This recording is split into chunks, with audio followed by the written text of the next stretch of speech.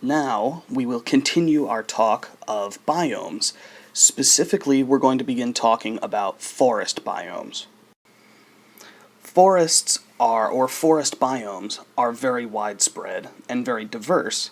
And if you recall from our previous lecture, that picture or that diagram or map of the United States showed that the northeast, or a lot of the east coast of the United States, is forest land, specifically temperate forest land. As we said before, the larger the organism, the more water it needs. So for these large trees in forests, there has to be a good amount of water. So forests can be found where temperatures are mild to hot, so not too hot and certainly not too cold, but also where there is plentiful, or where there is plenty of rainfall. And the three main forest biomes that we're going to talk about in this section would be tropical rainforests, or tropical forests, temperate forests, and then coniferous forests, or coniferous forests. And we'll get into each one of these as we go on. And the first type of forest we're going to talk about would be tropical rainforests. And these are forests or jungles near the equator, found near that center line in the Earth. And they receive a lot of rain, estimated between 200 centimeters and 450 centimeters of rain per year. There tends to be very little variation in temperature, so the temperature does not fluctuate or does not change very much. And because of these conditions, the tropical rainforests have some of the greatest numbers of different organisms or different species on Earth. So they are just what we would call hotspots of biodiversity.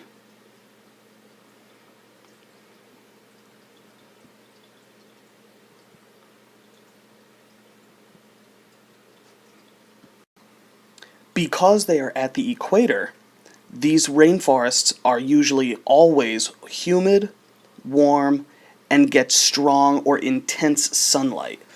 These are the conditions, or this sunlight allows or keeps the temperature very constant and allows them to kind of foster or have all of these different organisms. And all of those different organisms play roles in nitrogen fixation, for example, producing oxygen, and then recycling wastes.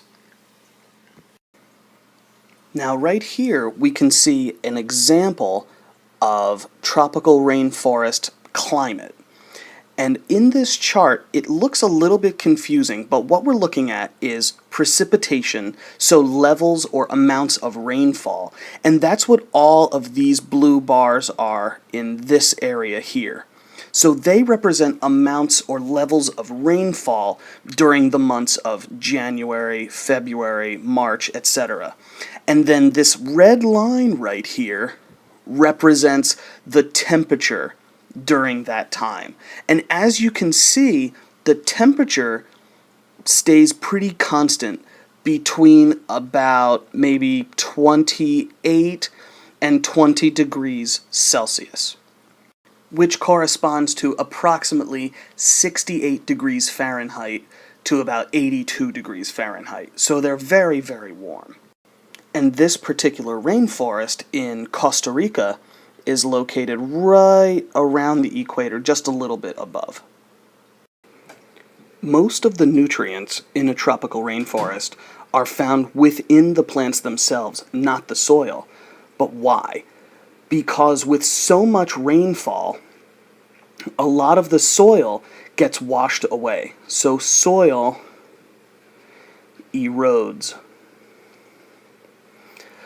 because of the high levels of rain.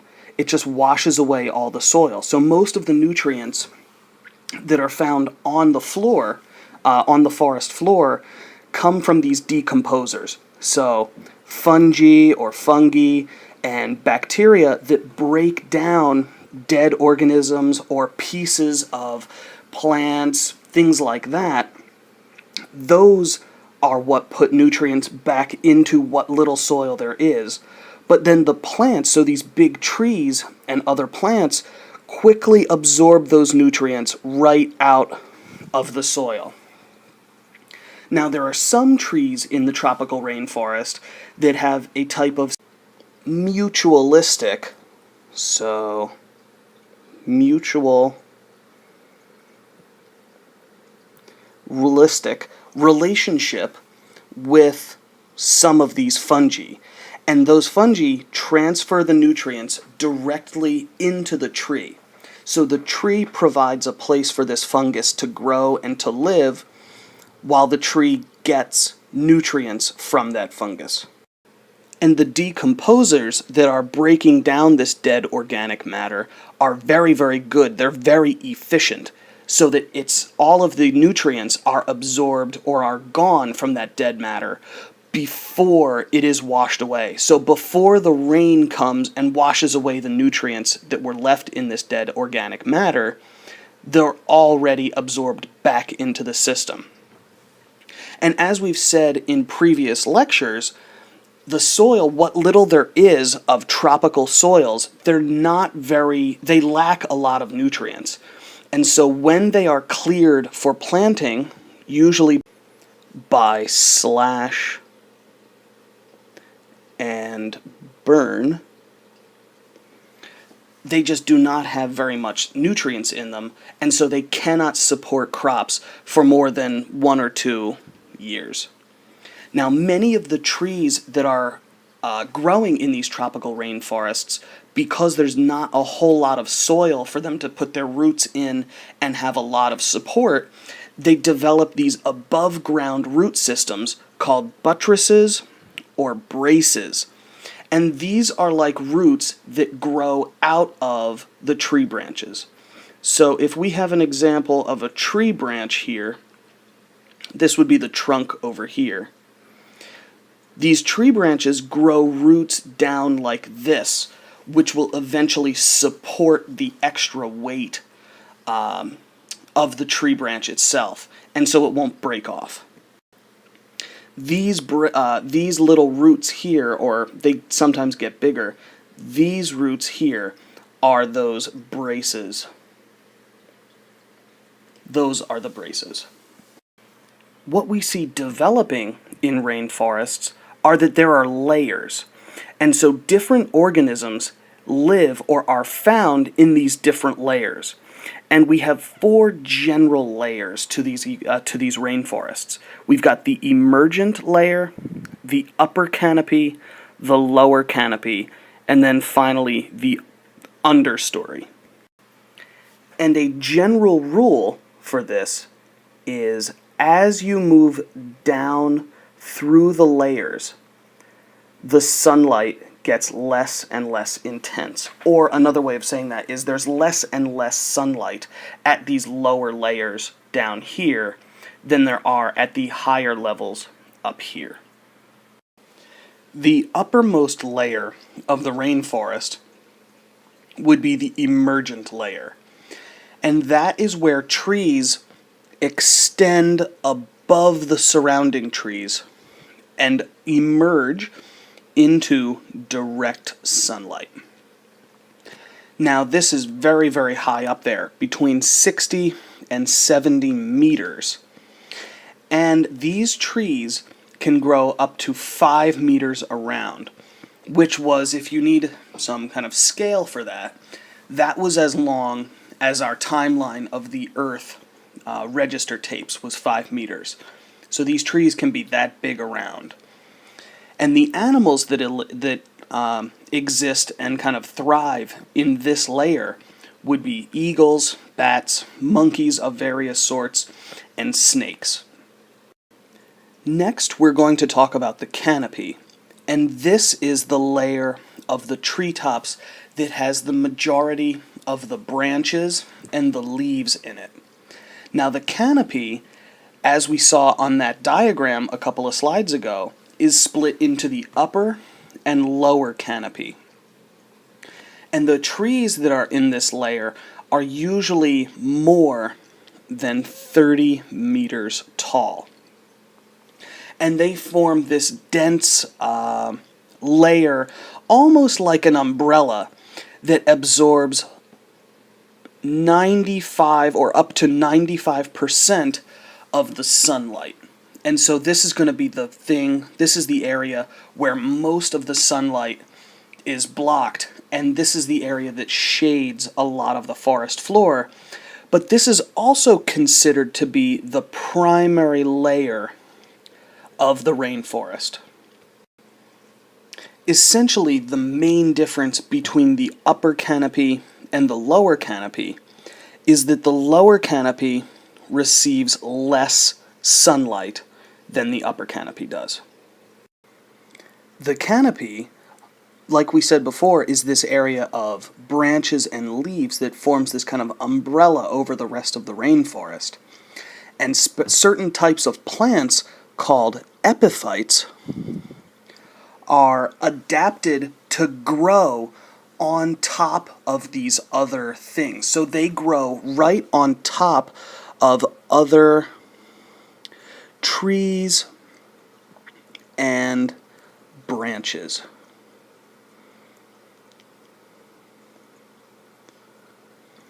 So these are plants that grow up in the canopy, so they do not grow on the ground and they do not grow in soil, but instead they live right on top of the tree branches, or right on the tree branches in the canopy. And one example of a type of plant that does this would be orchids. My favorites. Now these plants do not take any nutrients from the trees that they're growing on top of, but they just kind of use it as a platform. Because these plants are growing up in the canopy and farther off the ground, they are closer to the sunlight, and so growing on top allows them to reach this sunlight or have access to this sunlight for photosynthesis, which is the light reaction that plants use to make food. And they also have specialized roots that will absorb water and certain other nutrients that kind of run down the tree after it rains. And most of the animals that live in the rainforest live in the canopy section, because that is where these trees will put up their flowers and their fruits. So the animals live there because it gives them easy access to food. Easy access to food. The final layer that we come to in the rainforest is the understory. And this is the foliage layer, or the plant layer, that is beneath the shaded canopy, or beneath the main canopy of the forest. And so because it is underneath that canopy, it receives very little light. And so the only things that are able to grow there are plants, primarily trees and shrubs, which are just small trees and many stems. The only things that grow there have to be adapted to shaded conditions, so they cannot need ultra intense or ultra bright sunlight. Most of the plants in the understory do not get very tall, maybe 3.5 meters, which is approximately, so 3.5 meters is about 11.5 feet. So they're not very tall. And there are herbs, or just leafy plants, so these are plants with large flat leaves. They will grow on the forest floor in what little soil exists there, and they are able to capture and absorb and use the very small amount of sunlight that comes through the canopy. As we've already said, rainforests are hotspots of biodiversity,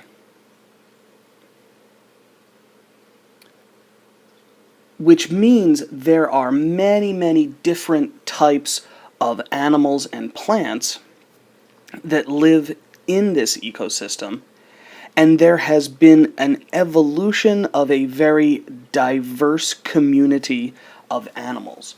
So many, many different types of animals live within this biome. Most rainforest animals are specialists, which means they have developed certain characteristics or certain adaptations which allow them to survive and thrive in this particular type of ecosystem and type of biome.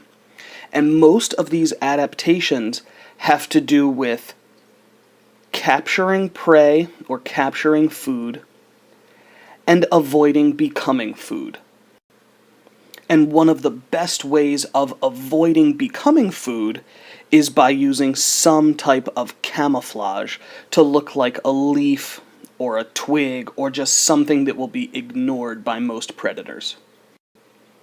In the past, it was estimated that tropical rainforests covered about 20% of Earth's land area. Today, they cover less than 7% of the Earth. And every minute of every day, nearly 150 acres of tropical rainforest are destroyed. So they're cleared for logging, agriculture, maybe trying to find oil. But for one reason or another, these trees and these forests are just getting cleared away. And more of the exotic pet trade, so that would be your tropical birds, your tropical snakes, various things like that, tropical animals, are being taken away, as well as plants. And it's doing some serious damage to the biodiversity that was in that area. Because these specific or these particular animals and organisms are only found in this tropical rainforest biome. And as rainforests are being destroyed, these animals and plants are becoming more and more rare. Now, habitat destruction we've talked about a little bit before in our land use section, but this occurs when land that is inhabited by organisms is altered or destroyed in some way. And if the habitat that these organisms kind of rely on or depend on, if that is destroyed, then these other organisms, so plants, animals, etc., will not have any place to go. And so they become threatened, and there's a risk of them disappearing or becoming extinct. And this loss or destruction of rainforests is also affecting people, because an estimated 50 million people are native to tropical rainforest regions throughout the world. And as this rainforest, as this habitat is being destroyed, these people, their livelihood is also being destroyed. And so because they obtain many or almost everything they need from the forest, they're not able to get those resources anymore. And this is causing drastic and dramatic changes of lifestyle that are leading to native peoples losing their culture and traditions because they can no longer afford to live in their native place. So now we move on to temperate forests. And specifically, temperate rainforests are these types of forests that are characterized by cool, humid weather with abundant rainfall. So they're very similar to these tropical rainforests, but they're not as hot. And in these temperate forests, tree branches are usually draped or covered with mosses and lichens, which, as we've already said, are composite organisms of fungus plus some type of algae or bacteria. And you find these things all over this type of forest. And then on the floor, the forest floor, is covered with ferns, which are a fairly primitive type of plant that does not reproduce via seeds or cones or flowers, but by spores. And as I'm sure you recall from our map, you can find this type of forest in North America, Australia, and New Zealand. And the dominant species in these biomes would be evergreen trees, and two examples would be the Douglas fir and the Sitka spruce. Now, even though these forests are located north or at a higher latitude than most of our tropical rainforests, these areas, specifically in the Pacific Northwest, so in kind of the northern west coast, it still maintains a moderate temperature year-round.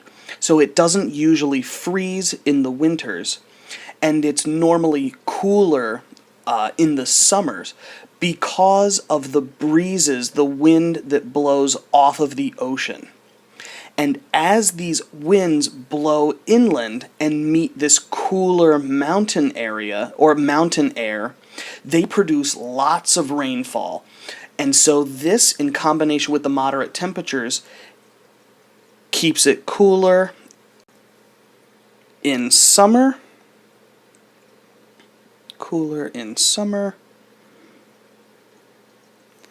and warmer in winter. And it keeps it moist with a lot of rain all year round. Next, we have temperate deciduous forests, which are characterized by trees that shed their leaves in the fall. And so the trees that we have around here that turn color as the summer fades and the winter approaches, they go from green to yellow to orange to red or something like that. These are deciduous trees, and they're typically located between 30 and 50 degrees north latitude, so 30 to 50 degrees above the equator. The range of temperatures in this area can be extreme, so it'll have a very hot summer,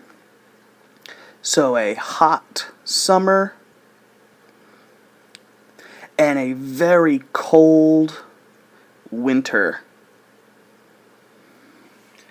Often in the winters, the temperature goes well below freezing.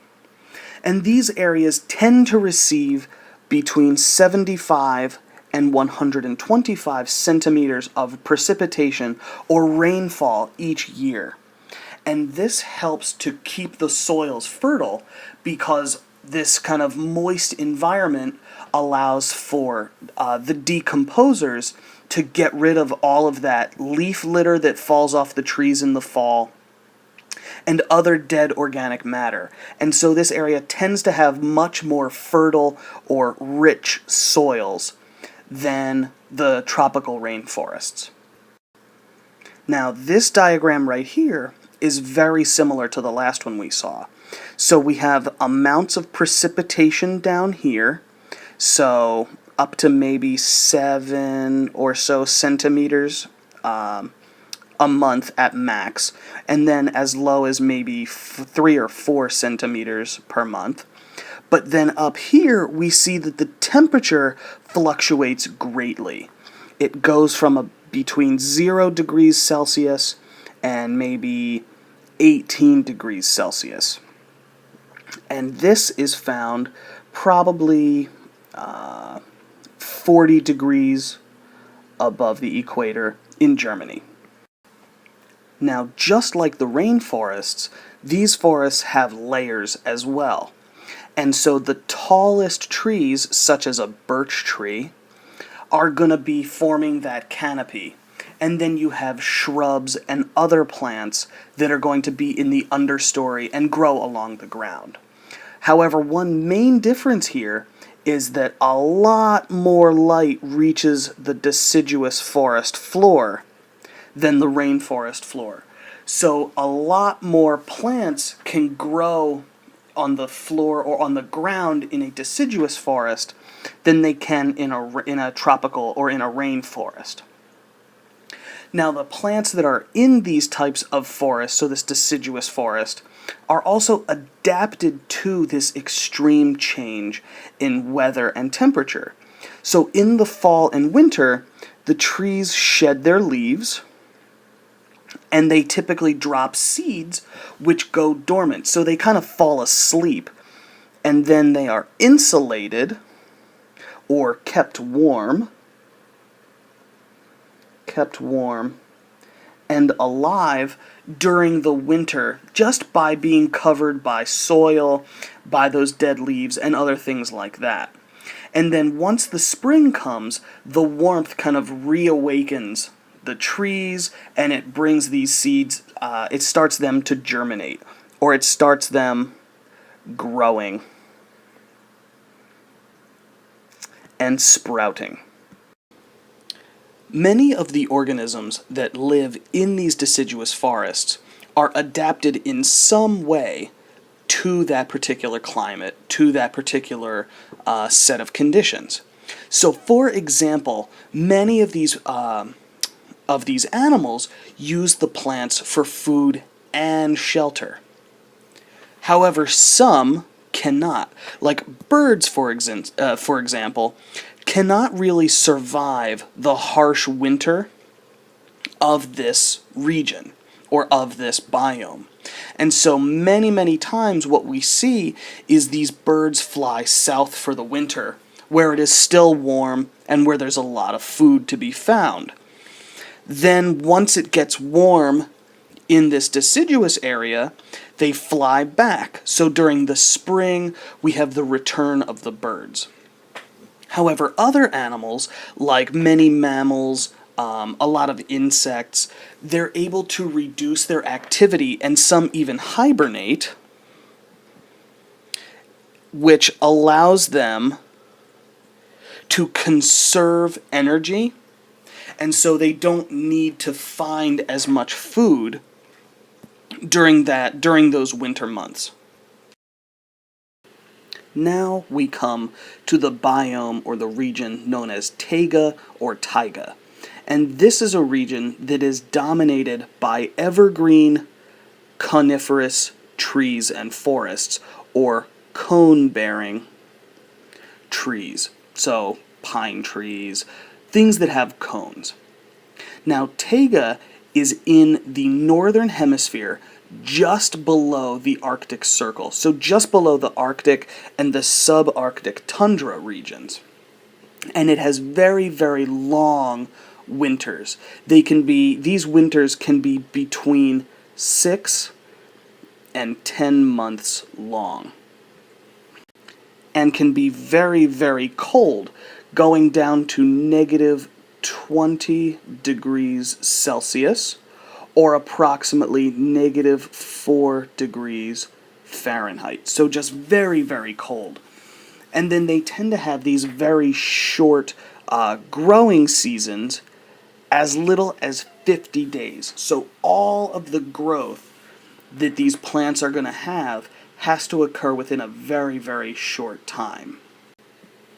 And it's going to occur during these summer months because it's so far north that there's almost constant sunlight, and there's a large amount of precipitation or rain. And here we can see another chart or diagram of this Taiga biome. Now this one is in Canada, in Edmonton, Canada, and we can see that the majority of the precipitation happens right here between May and September, primarily June, July, and August. But we can see up here that the temperature can vary between negative 10 or sometimes even negative 20 in other regions, degrees Celsius, up to about 10 degrees Celsius, which is about 50 degrees Fahrenheit. So this area doesn't get super duper warm, but it gets warm enough for these plants to be able to grow and survive. And as I've kind of mentioned, a conifer is a tree that develops these cones, like a pine cone, that will carry its seeds.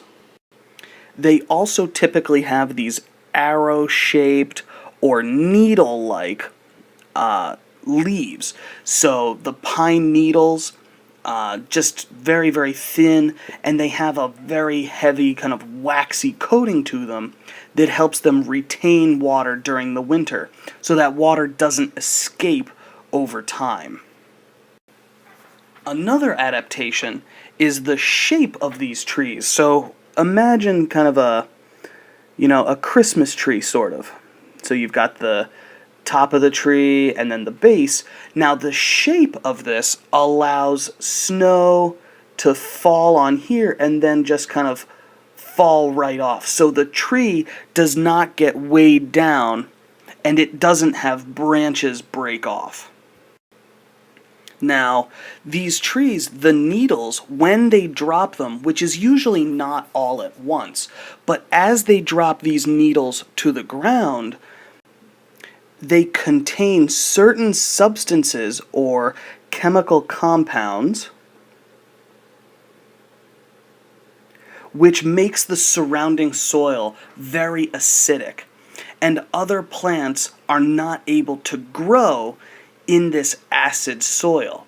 So in Tega, there tends to be not very much plant growth aside from those evergreen trees.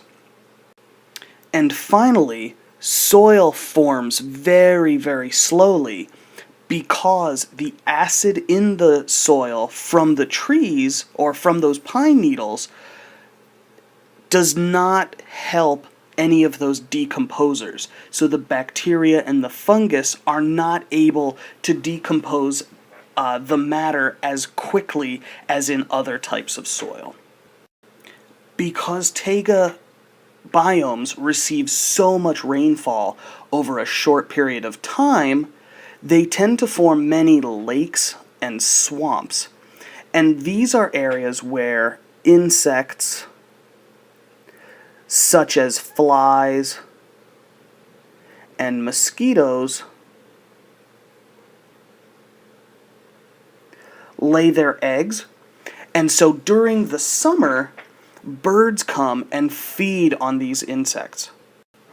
And as we've already said, because the birds cannot survive the harsh winters, they usually migrate. While organisms such as shrews or some types of moles and things like that will burrow themselves underground to try to stay warm and keep insulated. Now, other animals such as snowshoe hares or various types of snow rabbits, they have adapted in such a way that they avoid predation. Now that means they avoid becoming prey to other animals by shedding their brown fur and growing a white fur coat that allows them to just stay hidden and camouflaged in the snow. This will conclude section 2 of Biomes. We will pick up with section 3 in the next lecture.